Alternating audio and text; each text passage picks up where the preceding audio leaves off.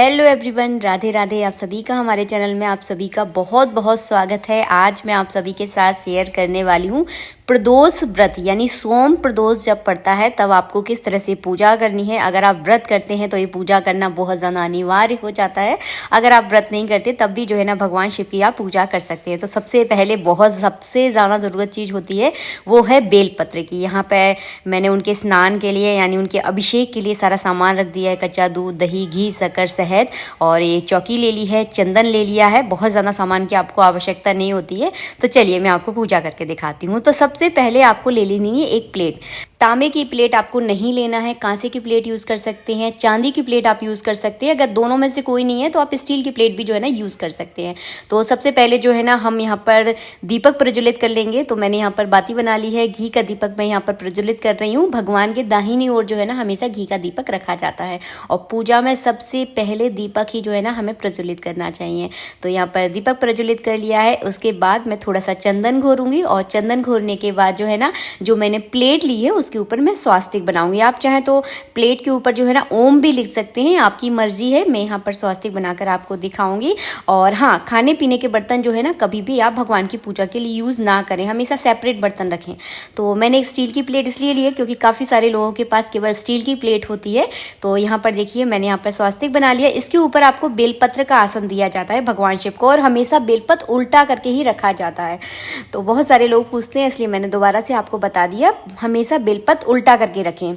और हाँ, बेलपत्र की ऊपर की जो डंडी होती है उसे ध्यान से तोड़ लें क्योंकि उसमें जो है ना पाप का वास माना जाता है। इसलिए डंडी तोड़कर ही जो है ना बेलपत्र भगवान शिव के ऊपर चढ़ाया जाता है। आसन के ऊपर हमने शिवलिंग को यहाँ पर विराजमान कर लिया है। आप चाहें, अगर आपके पास तस्वीर है तो उस जगह आप तस्वीर रखकर भी जो है ना पूजा कर सकते हैं। सबसे पहले आपको भगवान शिव की पूरे परिवार का मन में ध्यान करना है। गणेश जी, पार्वती जी और कार्तिक जी, नंदी जी का सबका आपको ध्यान करना है। उसके बाद फूल और चावल जो है ना भगवान शिव पर आप चढ़ा दीजिए। अब देखिए अभिषेक के सारा सामान मैं आपको बता दूं, दूध, दही, घी, शक्कर, शहद। आप चाहे तो अलग अलग अभिषेक कर सकते हैं, आप चाहे तो पांचों चीज़ों को एक साथ मिलाकर भी जो है ना भगवान को स्नान अभिषेक उनका कर सकते हैं। तो देखिए आपकी मर्जी है। गंगा जल में हमने जल मिला दिया है तो ये पूरा जल गंगा जल बन गया है। तो इसे सबसे पहले हम भगवान को गंगा जल से स्नान करवाएंगे। उसके बाद हमने गाय का कच्चा दूध लिया है। आपके यहाँ जो भी दूध उपलब्ध हो कच्चा, उससे जो है ना आप भगवान का इस तरह से अभिषेक कर सकते हैं। इसके बाद हम दही से अभिषेक करेंगे और हब अभिषेक के बाद जो है ना आपको शुद्ध जल से स्नान जरूर कराना है। आप चाहे तो पंचामृत को भी बनाकर जो है ना उससे भी एक बार अभिषेक आप करवा सकते हैं। पांचों चीज़ों को एक बार मिला लीजिए, उससे दो अभिषेक करा सकते हैं। आप चाहे तो अलग अलग तरह से, जैसे कि हम आपको करके दिखा रहे हैं। पहले कच्चे दूध से करवाया, फिर दही से, फिर शहद से, घी से, शक्कर से। तो देखिए जैसे आपके पास टाइम हो, जैसा आपके पास समय हो, जैसी आपकी भावना हो, मन जैसा आपका कर रहा हो, उस तरह से आप भगवान शिवलिंग पर जो है ना अभिषेक कर सकते हैं। और इसके बाद हम शुद्ध जल से भगवान को स्नान करा देंगे। तो बहुत अच्छे से आपको शुद्ध जल से स्नान कराना है, कहीं भी दूध, दही, घी, शक्कर, शहद लगा ना रह जाए, उस हिसाब से आप स्नान करा दीजिए। उसके बाद ये प्लेट उठाकर हम रख देंगे साइड में। इसका क्या करना है मैं आपको लास्ट में बताऊंगी। इसके बाद मैंने एक छोटी चौकी ली है, बेलपत्र का भगवान को आसन दिया है, उल्टा बेलपत्र करके ही मैंने रखा है।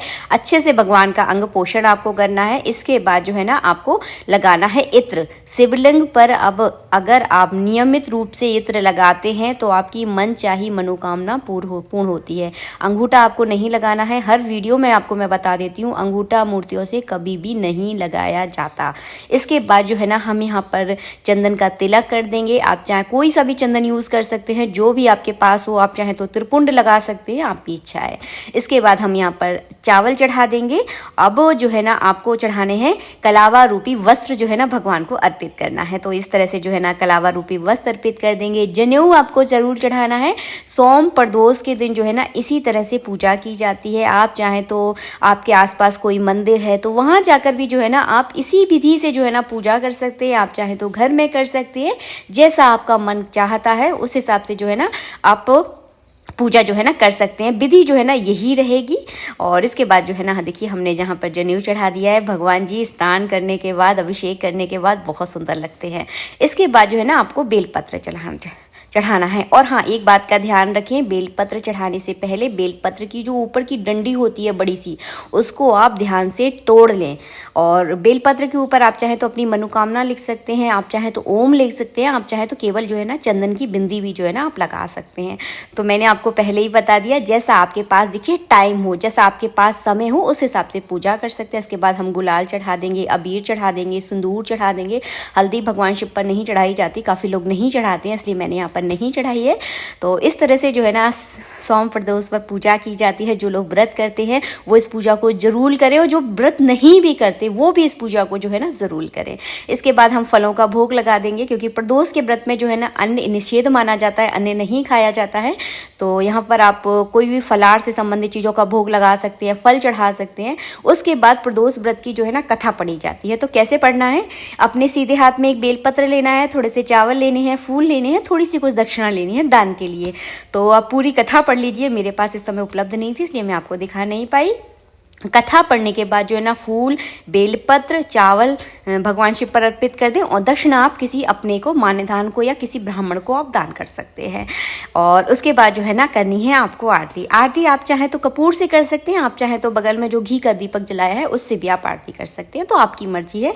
मैं हमेशा घी के दीपक से ही आरती करती हूँ, तो इससे जो है ना मैंने इस तरह से आरती कर दी है।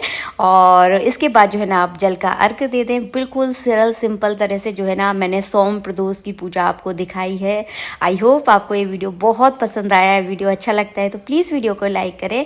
और सोम प्रदोष की पूजा कब की जाती है ये भी मैं आपको बता दूं। जब सोमवार के दिन प्रदोष पड़ता है उस समय को जो है ना सोम प्रदोष कहा जाता है। भगवान के अभिषेक का जल जो है ना मैंने डाल दिया है मनी प्लांट के पेड़ में, तो आप भी इस तरह से किसी भी पेड़ में डाल सकते हैं। पीपल के वृक्ष में आप डाल सकते हैं, तुलसी में नहीं डालना है, इस बात का आप ध्यान रखें।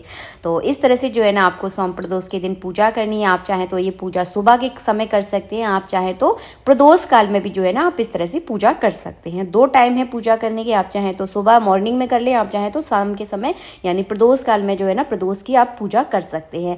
आई होप आपको वीडियो अच्छा लगा है। वीडियो अच्छा लगा है तो प्लीज़ वीडियो को लाइक करना और हमारे चैनल को सब्सक्राइब करना बिल्कुल ना भूलें। मिलेंगे आप सबसे नेक्स्ट वीडियो में, जब तक के लिए जय श्री राधे मित्रों, राधे राधे।